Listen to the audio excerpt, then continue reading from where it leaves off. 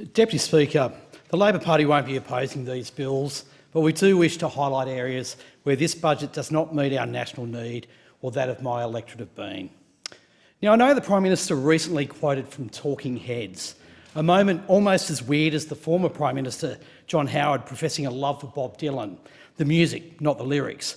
This government really is the Phil Collins of governments. It has an invisible touch. It doesn't hold a hose, doesn't hold a syringe, it can't build quarantine facilities, it can let close to $100 billion walk out the door in this budget, yet not address systemic issues with aged care and early childhood education. Its best work, like JobKeeper, are cover versions with a limited shelf life.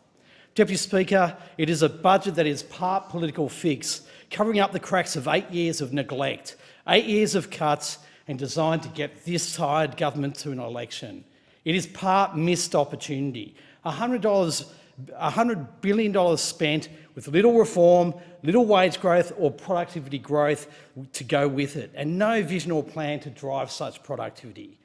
And it's part generational irresponsibility, loading up future generations with a debt burden that doesn't transform our energy network, build our national infrastructure, invest in our universities and world-leading research, or drive investments in climate action and well-paid skilled jobs. And it's part wrong priorities, a lack of priority towards addressing affordable housing, long-term underemployment and job uncertainty, and even the most basic requirement to invest in our national cultural and technology institutions.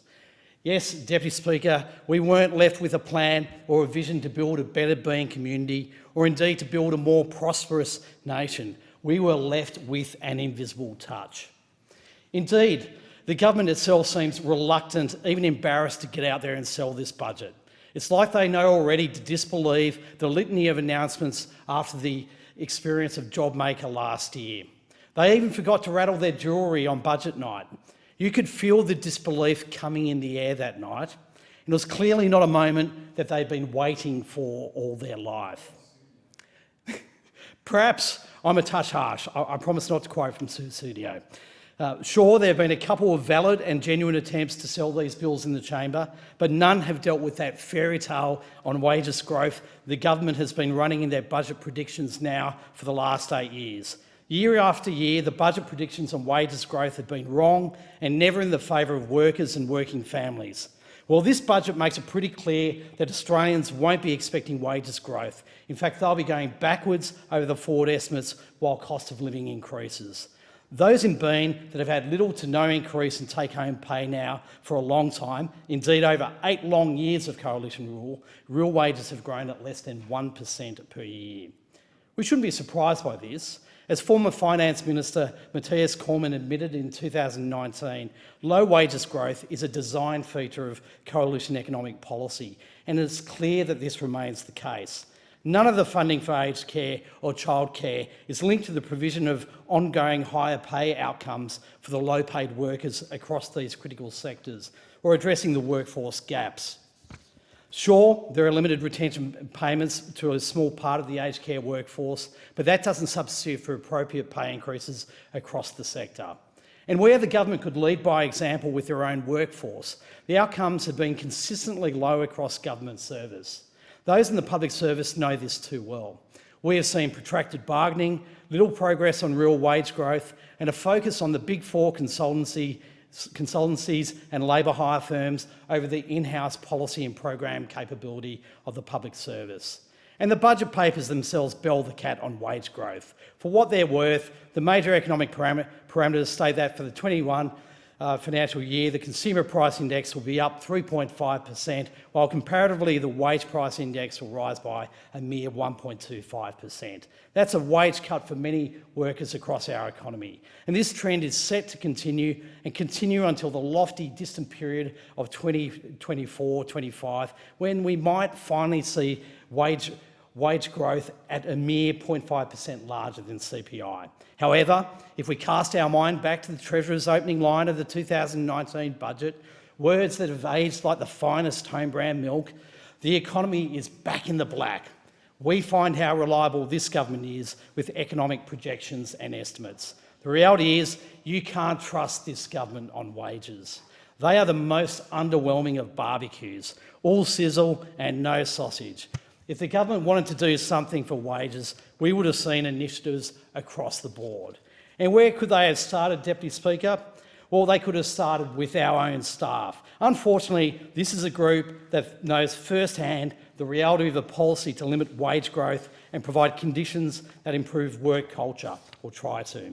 Bargaining representatives have worked in good faith to attempt to deliver a fair enterprise agreement for our staff over the last 18 months.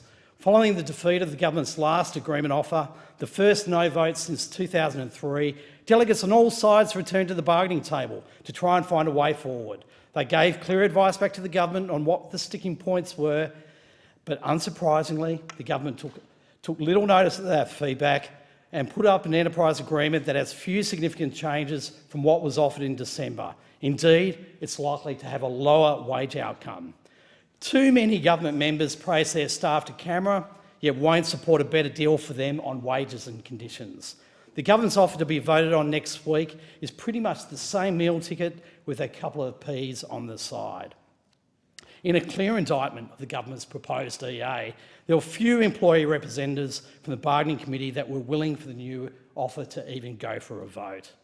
If any member of this chamber takes the time to read what has been put to staff, it fails to offer a salary adjustment to all staff in year 1, 2 or 3 that, according to forecasts, keeps up with inflation.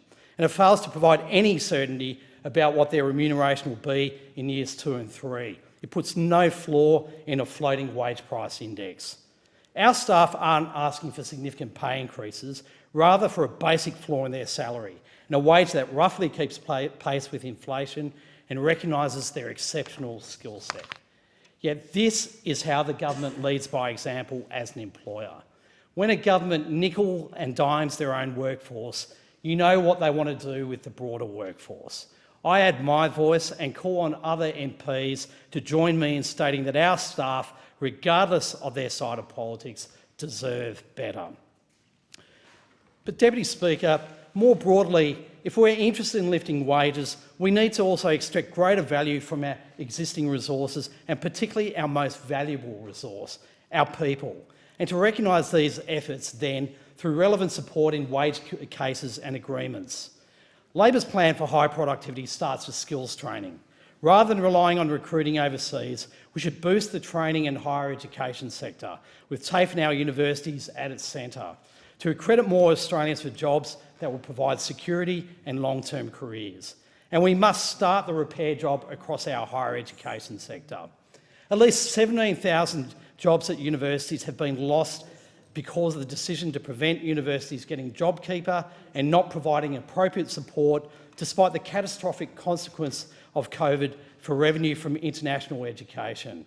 Hundreds of jobs have been lost in our region alone. We're talking about world-leading researchers, lecturers, tutors who've lost their jobs, but also many other workers, admin staff, maintenance staff, everyone who keeps a university up and running, and the small businesses that are part of the economic ecology of a healthy university campus. They've all got families and bills to pay.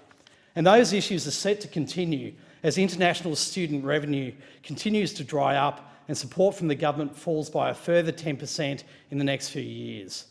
Because of the government's decisions, universities have been forced to abolish and merge courses and cut faculties across the country in areas such as neuroscience, engineering, maths and Asian languages, areas that will be essential to Australia in coming years and decades. And there is no clear plan for this workforce beyond university, despite the critical role they are capable of playing. Instead of building back better from COVID-19, this budget is leaving us without the skills and research we need to drive growth and productivity and prepare for the jobs of the future. We know that universities and skills investment drive economic growth. Before the COVID-19 pandemic, international education was Australia's fourth largest export industry, contributing almost $38 billion in export earnings to the economy every year and supporting over 250,000 jobs across the Australian economy. In the ACT, this is worth more than $1 billion alone. And every dollar invested in higher education research and development is linked to a $5 return to GDP. And every dollar invested in university teaching and scholarship from government contributes $3 of additional taxation revenue. In the 2020 budget, the government provided $1 billion to partly cover the impact of falling international student revenue. But this year, the government cut that funding despite the fact that a consequence of the federal government mismanagement of the vaccine rollout and quarantine means we still have no idea when international students will be able to safely return. They cut that funding. And indeed, the international student model may now be broken. Emergency funding to support research also ended after a year, while the universities are still clearly in the grips of crisis. But Deputy Speaker, another area of missed opportunity in the budget was childcare. Not only was the opportunity to fundamentally and permanently reform childcare missed, but the approach to only provide increased subsidies for families with more than one child in the system has created confusion for families as to whether the reforms will leave them better off at all. As a result, hundreds of thousands of Australian families will miss out. By contrast, Labor's plan helps more than 90% of families in this country, as well as provides support for out-of-school hours care and vacation care, areas that won't benefit from the Morrison government's changes. Our plan doesn't wait until you have a second or third child in care to get any benefit. Unlike the government's policy, our plan helps every child get more support and access to early education. We know that we need structural reform to help people get into the workforce, and we know we need children to access quality early education. Both measures drive participation, productivity, and in the long term, national prosperity. And Deputy Speaker, unsurprisingly, the government did not address housing affordability or homelessness in any meaningful way. Instead, they've introduced further measures that will push housing prices higher. Housing affordability and access to social housing are twin policy challenges here in the ACT, and leadership on this policy area is needed. Labor's policy will also create jobs and, at its core, transform lives. Across the nation, the initiative will build homes for women and children fleeing domestic and family violence and older women on low incomes who are at risk of homelessness. It will also provide accommodation for veterans experiencing or at risk of homelessness. We know that 1 in 10 homeless Australians are veterans, Deputy Speaker. And importantly, it will provide much needed funding for the repair, maintenance and improvements of housing in remote Indigenous communities. As Danita Warren, CEO of the Master Builders Australia, said, last year, when the country was in the grip of the pandemic and the economy was locked down, Master Builders called for a $10 billion social housing stimulus fund. The opposition leader and the Shadow Minister for Housing and Homelessness have listened. We applaud the opposition's $10 billion social and affordable housing fund. So, Deputy Speaker, I should note that the budget does have some limited infrastructure spending in Canberra, most of it being reheated announcements. But again, this government won't properly invest in institutions like the National Archives of Australia, despite numerous government reviews. Indeed, the National Archives of Australia seems to be being forced to crowdfunding to do its essential work.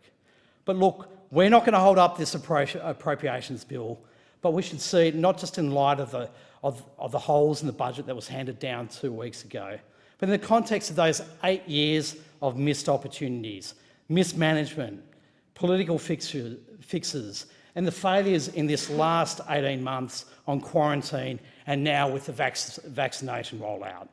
Deputy Speaker, it's enough of the invisible touch.